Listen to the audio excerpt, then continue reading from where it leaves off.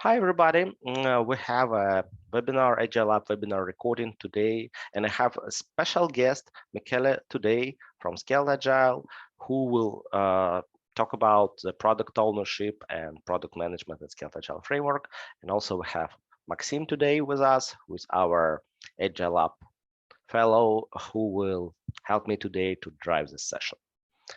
Michele? Yeah, so thank you, Vladimir. Thank you, Maxim. Thank you, AgileLAB, for inviting me and being able to talk a little bit about product ownership in the SAFe environment. So who I am, I'm Michele, so part of the EMEA team at Scaled Agile, so-called SAFe Strategic Advisor, so supporting enterprise customer, but also our partners, being AgileLAB one of them. Previously, before joining Scaled Agile, have been working in many SAFe transformation, having been part of LACE in a very big, very large logistic company. So bringing a few years of experience, and hopefully we will have a great conversation today as we will do this in me presenting first a few thoughts around the product ownership in SAFe, and then we will try to give answers to a few questions we have. So thank you again, and let's go for this very interesting topic, which is Agile product ownership, or actually the question is more larger, because the question should be, why Agile product delivery, right? So, and we are in SAFe especially engaged with this topic because we think there is no business agility, or there is no possibility to achieve business agility without having Agile product delivery. And we all know that Agile product delivery is one of the 7 core competencies for any organization that want to achieve this business agility. And this is at the end, and this is also summarized here, being able as an enterprise, as an organization, to create, to build the right solution for the right customers at the right time, right? And in this very important phrase, there is also another point which is pretty crucial, and is the customer focus. Because sometimes I have seen in many SAFe transformation, the goal is not clear. And if we tackle on Agile product delivery, definitely important to know that the customer is our focus. The customer has to be our first focus when we deliver value to them. And of course, it's also connected to the question, who is our customer? Who is consuming our work? And this is not a trivial question, because especially in a scaled environment in which we have more than just 1 or 2 teams working, is pretty complex to identify who is actually consuming the work, the team or the art or whatever, or whoever is producing that value is who is consuming that, right? And what we are going to explore a little bit are the 2 main roles we have in SAFe, not going to the last solution layers and to the portfolio layers. We will touch on them in the questions, but we will focus on product management and product owners. And these 2 roles are pretty, let's say, present in the framework. So being the product owners, of course, the one more focusing on the team level, and product management focusing more on the program level, or if you want, on the art level. So it means that the product management focuses a little bit more on the strategy. So understanding these customer needs we were commenting before, and is looking a little bit in a longer term. The product owner are much more focused on tactics and execution. So they need to make sure that these business goals that we want to achieve are connected with the execution part, so with the team parts.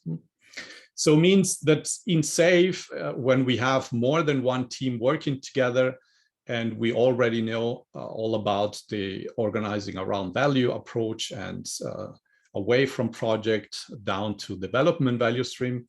We are here definitely touching on having so-called team of teams, having our agile restraint up and running. And this means that the role of a product owner is slightly different than in a team or a single team environment.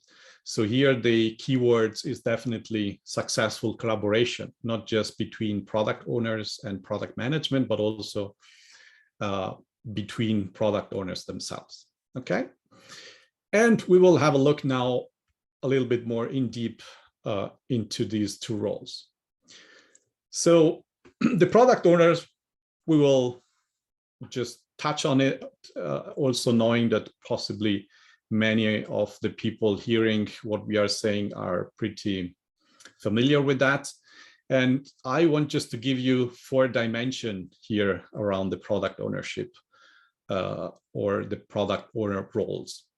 So the first one is the importance of preparing and participating in PI planning. So it's not just about being and serving the team in terms of content authority, but it's here more the focus around what is the product owner role within a safe environment, within an agile restraint. And these, or within this dimension, I would just take out three points. So the one is the consciousness around capacity. So knowing how much capacity one single team has within a single agile restraint. And this consciousness is helping definitely in the stakeholder communication, which is the second dimension I would like to call out here, which is the important scope of the product ownership on a team level. So communicate to the stakeholders, could be other teams, could be people outside of the train, could be product management. But here the ability from the product owners has to be communication skills, has to be aligning, has to be meet the expectation of the stakeholders, which means also say no sometimes, right? So say no because we don't have the capacity for doing that, because it makes no sense to develop a single functionality, or just because we are not in the place to deliver that value related with that particular feature. And this is important because it's also connected with the second dimension, which is purely the iteration execution, right? So we know from the agile approach, lean agile approach, we have embedded in SAFe that we need these short feedback loops. And our product owner on the team level is also participating in that process. It is not just there giving direct feedback, but it's also there to make sure the stakeholder are, let's say, participating in the iteration review and giving themselves the feedback around the value that has been delivered. So it means also this commitment we know from Scrum, but we have also in SAFe made during iteration planning, in which the product owner is also committing on not changing the scope within the iteration, but is also the commitment around escalating as soon as there is something to escalate from the team, but also from the product ownership. So having this early warning mechanism, that is very important, not just in Agile, but is in SAFe definitely as well. And touching on the next, because is the program execution. So it's not just important to have these focus on the team, on the points we were touching a minute ago, but it's also being part of a larger system. So applying system thinking within the agile restraint and being conscious as product owner that you are part of a whole. You are part of an agile restraint. So you need to coordinate yourself with all the other POs, with product management, with other teams, and possibly with external stakeholders.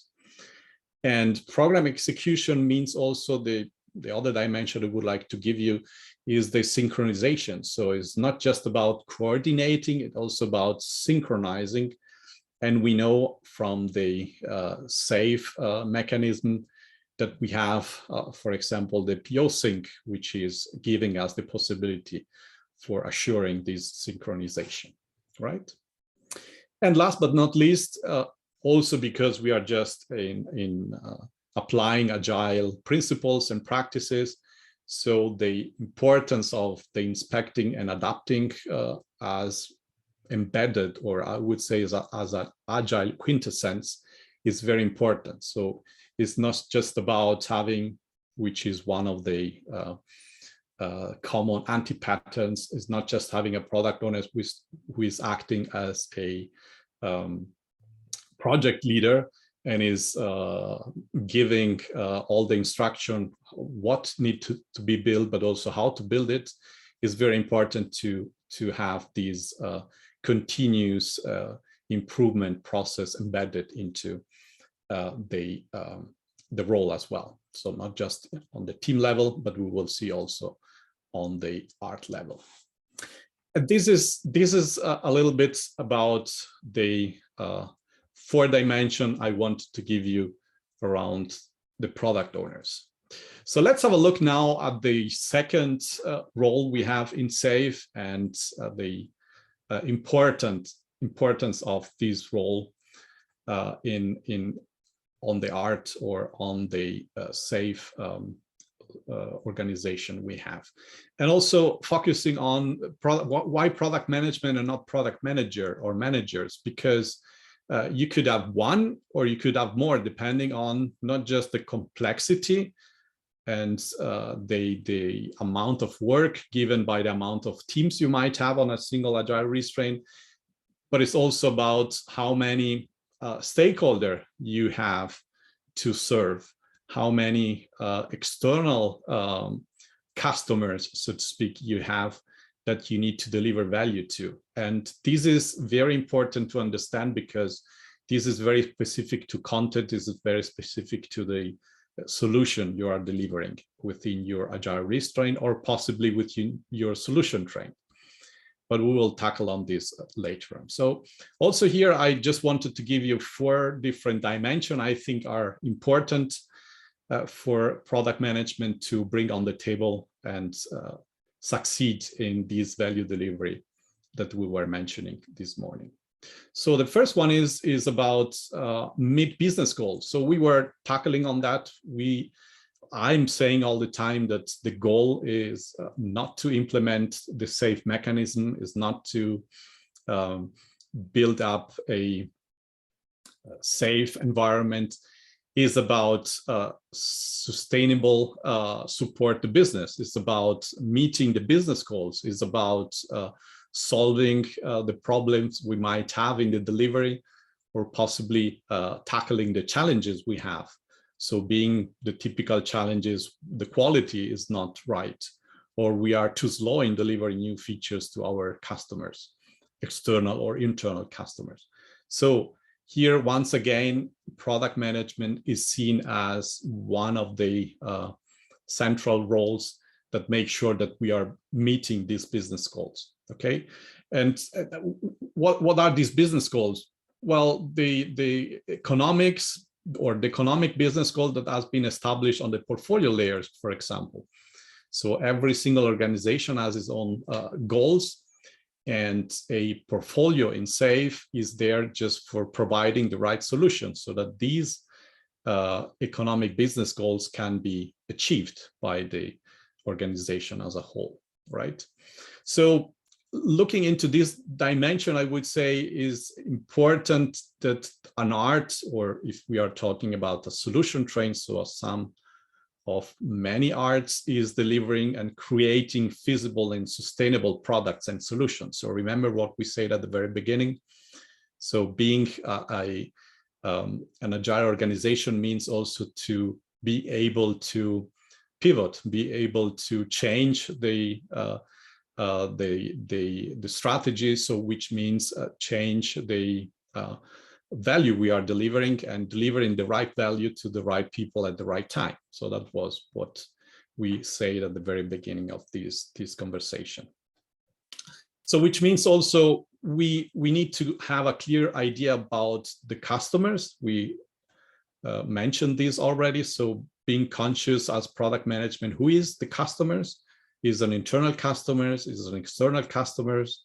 Is more than one customers? What type is these customers?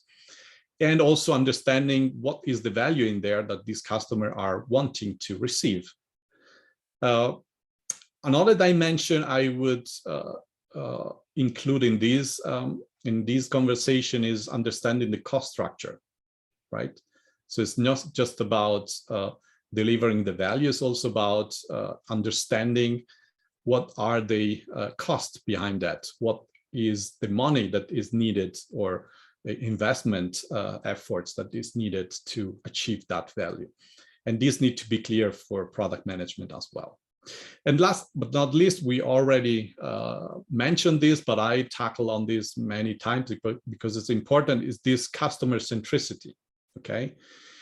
We were mentioning, or we will mention also the continuous delivery pipeline. And as you know, in SAFe, we have a first element, which is called continuous exploration.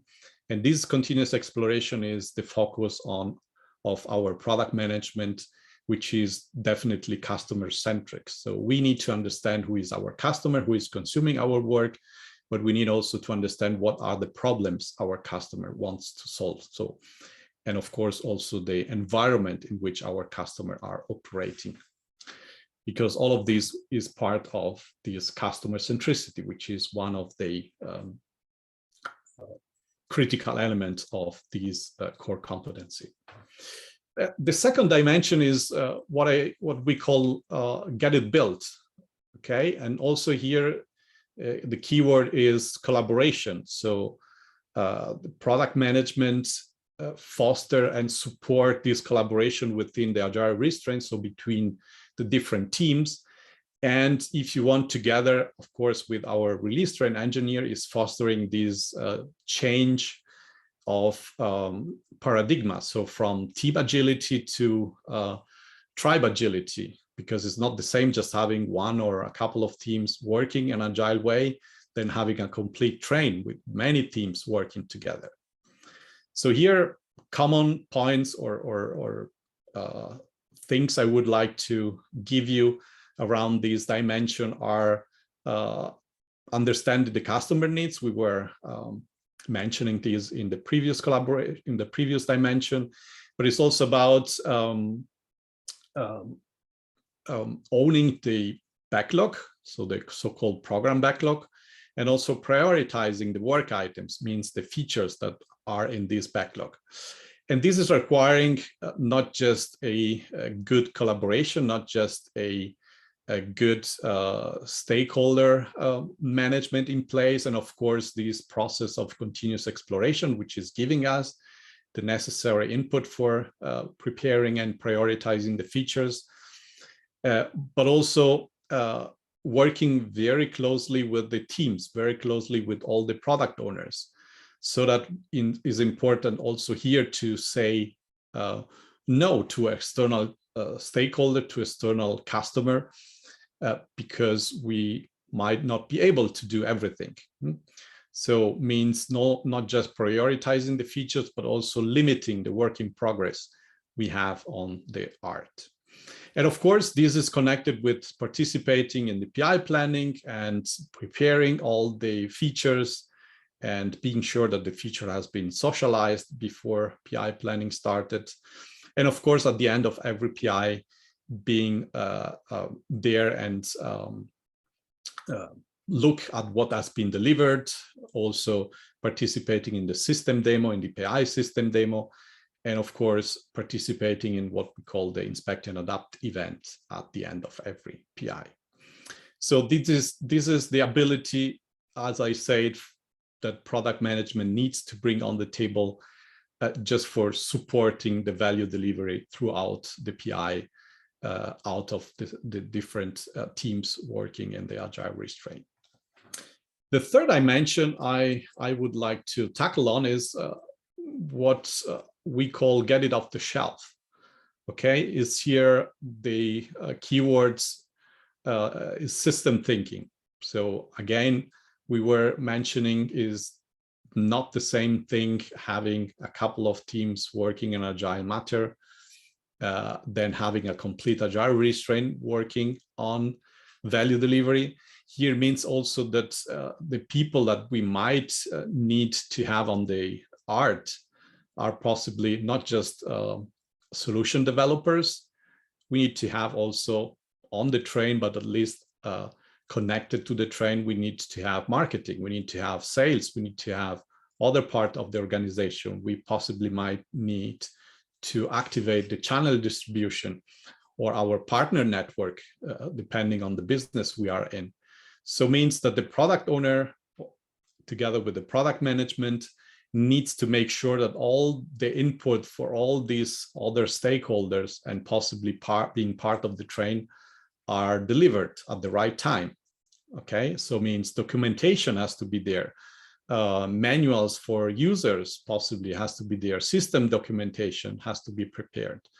The solution increment has to be documented and put it into the hands of whoever is consuming the work. So mentioning here the definition of done that the product management needs to pay attention to during the process.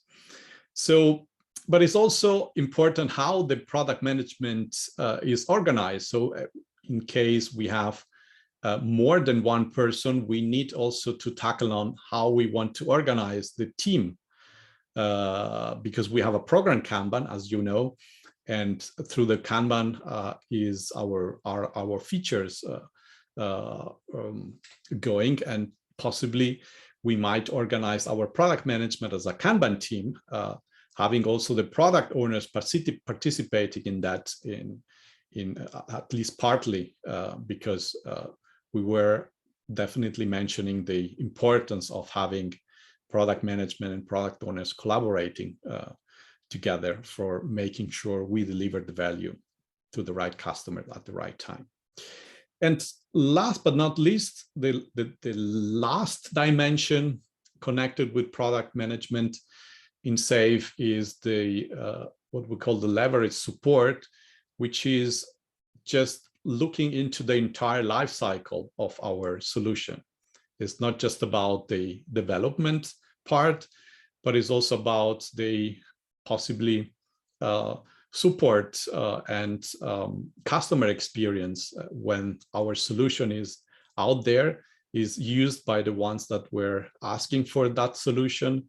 And we need to not just enhance with additional features, but we need also to give support to them. We need possibly to give legal and compliance support to ensure that our product is meeting all necessary requirements out there in the market.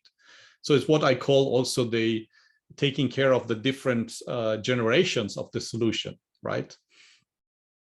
And if you want, is also connected with at least the cultural part of DevOps.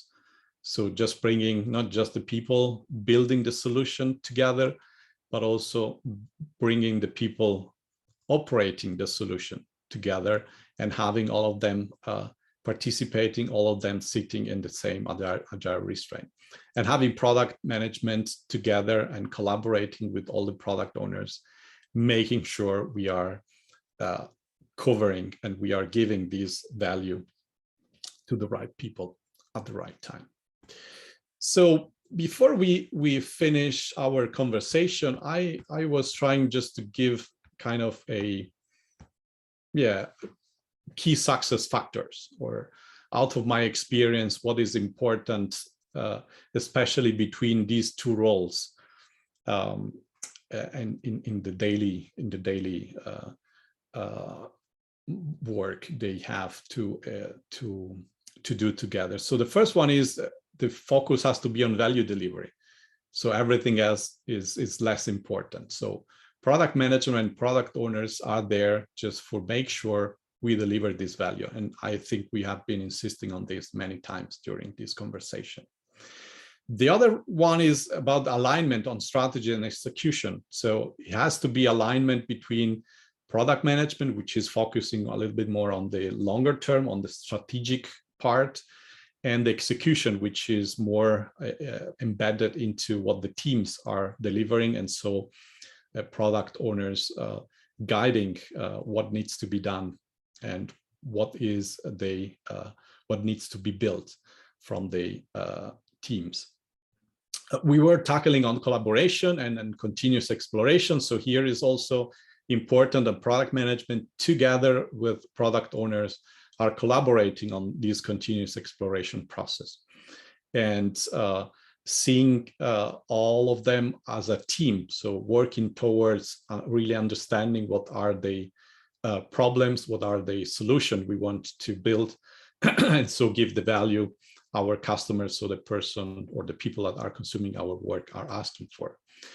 Then openness and transparency, I think, is self-explaining. So we need really to be transparent. We need to have these early warning mechanism all over the places, and we need to be transparent also about the communication, about the engagement, and having this synchronization point, so that there is no doubt that this transparency is also given to the product management and the product owners. It's also important to make clear the content authority we have on the different levels. So the product owners is definitely the content authority on the team level, and product management is the content authority on the art level, but definitely is a collaboration effort, right? And even if we have two different backlogs, if we think about the team backlog being different as the program backlog, but they are certainly connected to each other, okay? And this is important also for enabling the decentralized decision-making process. So we need to have these people, especially the product owners, being able to take their own decision on their local context in their teams, together with the teams, because it's not just about having product management deciding on everything, right? So the process and the mechanism we have in SAFe are especially designed for making the decentralized decision process possible. And we were talking about customer centricity. Again, here is just a joint commitment. It's not just something product management is focusing on. Product owners needs to be there as well. And last but not least, I would consider always the system as a whole. So we were mentioning many times a product owner within SAFe is a little bit different than a product owner within a single Scrum team or Agile team. Why? Because one team is part of one art, right? And being part of a bigger mechanism needs to be tackling on system thinking. So we need to be focusing on the system as a whole and not on the single parts of it. And that's it. So I would first thank you for listening. And I'm very happy to now have a few minutes. I think we have enough time to respond to questions you might have. So back to you, Maxim and Vladimir. Yep. First of all, Michele, thank you so much. Max, do you want to start? Yep. Thank you, Michele. My first question is about, maybe it will be too general, but a lot of people doesn't like Agile. They doesn't like Scrum, they doesn't like SAFe, and I don't think that they do so because they're bad people. I think that they face with some challenges, with bad habits. They didn't understand the basic concepts and so on and so forth. And I'm pretty sure that you, from your experience, has a library of anti-patterns. So can you share some common anti-patterns in communication between product owner and product manager, just to avoid in the future these challenges, so our listeners can do better their work and not face with these common anti-patterns?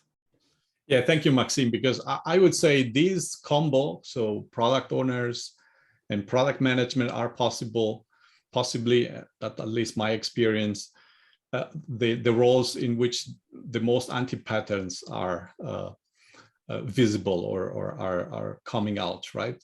So being the very first one So we just take the wrong person. So we take the typical program managers or the typical product managers or even project managers that they think they will control everything. So it's important to know that in Agile and in SAFe, we still have these so-called segregation of power, right? We still have the 3 dimensions. So the product dimension, which is telling us what needs to be built, right? But we also have the other 2 dimensions, so being the one connected more with the people and the way we are organized, and mainly on the team level, guided by or supported by our Scrum Master, which is so how we want to build this stuff. And also the other one is which technology or who are what is going to be the way we will deliver this particular solution. And this is definitely in the hands of the teams in an Agile environment, and also coordinate, or at least giving some guidance from the so-called system architect. So the very first anti-pattern is having people that they think they will control everything. They will control not just what needs to be built, but also how to build it and how much and how long. So the typical I control it all. So, and the second anti-pattern I would say connected with this is just changing the name of the things or the mechanism we have. And again, having projects running as covert arts, so to speak. So not really organized around value, and having just translated the roles, the old roles into the new ones. So having, again, product owners and product managers acting as controller and the typical leaders who is then controlling everything. So these are the 2 main anti-patterns, I would say. But there are other ones which are not so visible, but they are dangerous as well. So being the first one is the communication. So sometimes I'm insisting, and I was insisting on this before when I was talking and presenting, is the difference between the team agility and the tribe agility, right? So if we have a team and we have our product owner, and it might be able to do all the stuff we were mentioning, so stakeholder management, being conscious about the capacity, and deciding and prioritizing the work that needs to be done. If we translate this need on a scaled environment, which is what we have within an Agile restraint, then we need a different product owner focus. Of course, the product owner will still have the local content authority. It will have the, let's say, the ownership of the backlog for the team, but the role that this product owner within an art needs to take over is much bigger. So because we have all of these, let's say, collaboration and coordination and synchronization, which we can then sum up in alignment with all the other product owners and of course with product management. So the way in which we are organizing this collaboration, this alignment, is crucial. So, and sometimes I see this is just disconnected. So product owners are just focusing on their daily business on the team level, and they are completely disconnected with what is happening on a product management level. And then having these anti-patterns, you definitely do not have the collaboration, and you don't have the added value that might arise out of having an Agile restraint up and running. So my suggestion there is always to think, how big is the team we need, made out of product management, and of course having the product owners participating in that, and also leveraging the program Kanban we have, because this is the main information radiator that can help us not just identifying what needs to be done, but also fostering this communication and possibly solve these very common anti-pattern. So, but I could stay here for hours, possibly talk Yeah. about other anti-patterns. I think these three are the main, Yeah, the great. biggest one and the most common one, if you want. So maybe as a last word, is very important to also leave the lean agile principles. So it's not just about the practices, not just about having arts up and running and having the roles defined and having our PI plannings and all the events. Is much more about the right mindset. So having the right people in the right place and fostering the right mechanism and the right approaches, right? Probably Thank I should come up with the next question, if you don't mind. It's kind of maybe two questions, but it's connected to each other. So when we're talking about continuous exploration cycle in the Scaled Agile framework, to make continuous exploration, we want to engage teams, right? And it's clear when we define spikes for them, or they're doing some user stories. But, you know, the question is, what are the best practices? Like how engineering team or agile teams, not engineering team anymore, agile teams are engaged into the continuous exploration cycle? What's the recommended way to do that? Because sometimes we hear criticizing that only product owners and product managers are doing exploration, and you keep engineering team as a just the delivery structures. Mm-hmm. So thank you, because it is a very important question, and I can give you, among others, two main mechanisms I have been applying in a few occasions. So the first one is we already have a mechanism which is called the enablers, right? So these exploration enablers. And in some cases, I've seen these not really applied because it's a very powerful instrument, actually. So it is a way how we can, or in an early stage, just start the conversation around a feature that is possibly coming in an upcoming PI, right?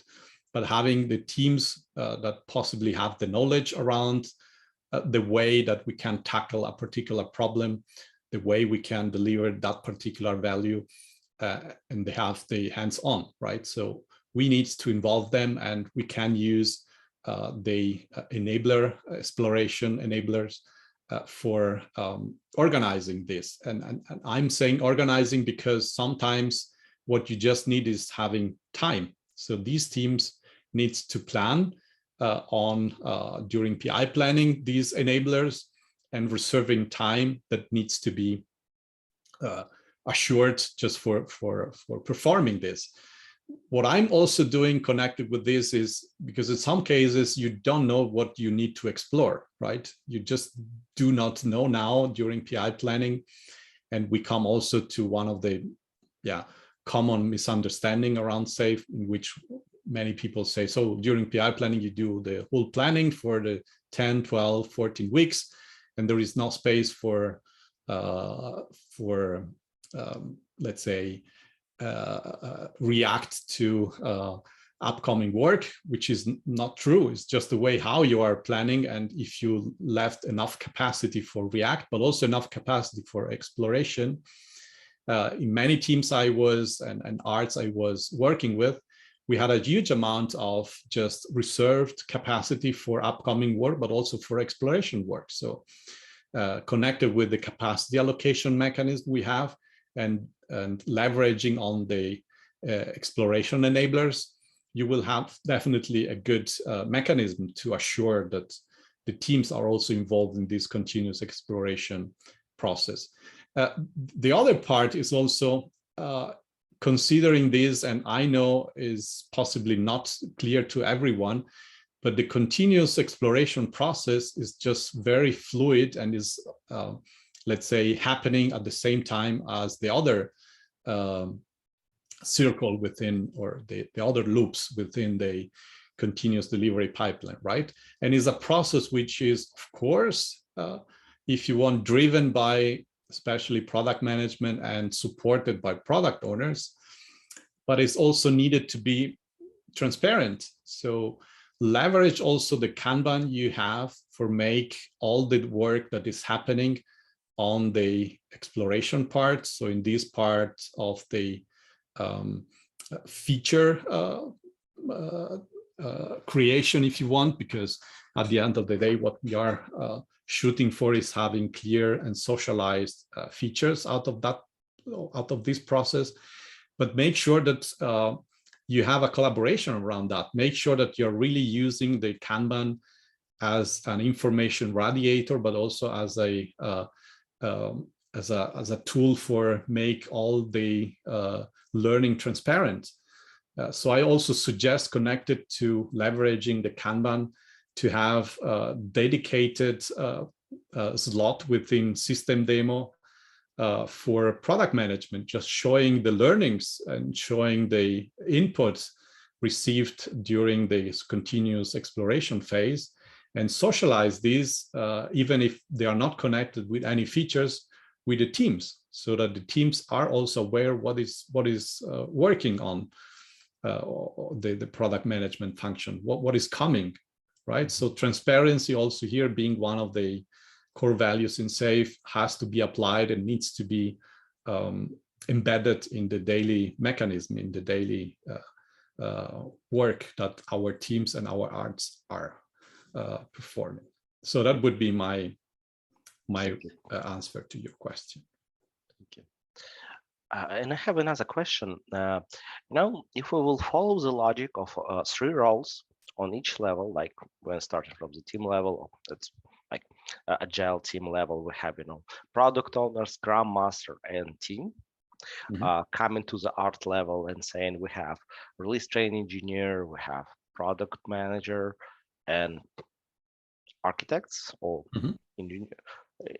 And solution is clear. But when we come to the portfolio level, the logic, I guess we should follow the same logic, but we need to have a process authority, we need to have a content authority, and we need to have a team. Can you just tell us how is it better to map to the 3 roles models, roles that we exist on the portfolio level? Yeah, thank you, because this is also a very, very important topic and a very important question. So I will start talking about the complexity we have on a portfolio, because is given by not just having one or more epic, which are complex and are potential big initiative that will change our solution or will change the way we are supporting the business. And they have also the complexity because they are concurring for capacity, right? So one of the main challenges you have on a portfolio layers is, first of all, to make transparent what is happening, what are all the initiatives we are working on as an organization, as a portfolio. And sometimes the very first reaction is, oh, I didn't know that we are working on all of this.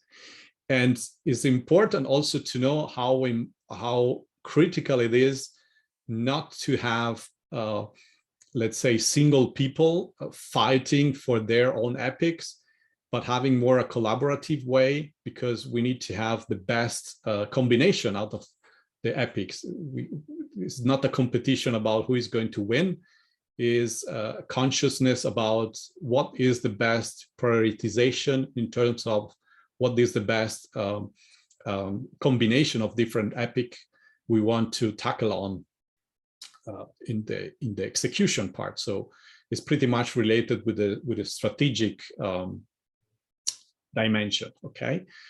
Say that I see, and there are a few roles involved in this process. So on the one side, we have what we call the epic owner, which is, if you want, kind of a content authority, at least at the beginning. So when the epic needs to be defined and needs to be collected around our epic statement or around the lean business case.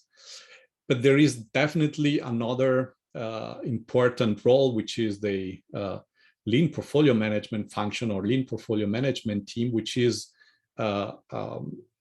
in charge of having these system approach around all the epics we might have in our portfolio.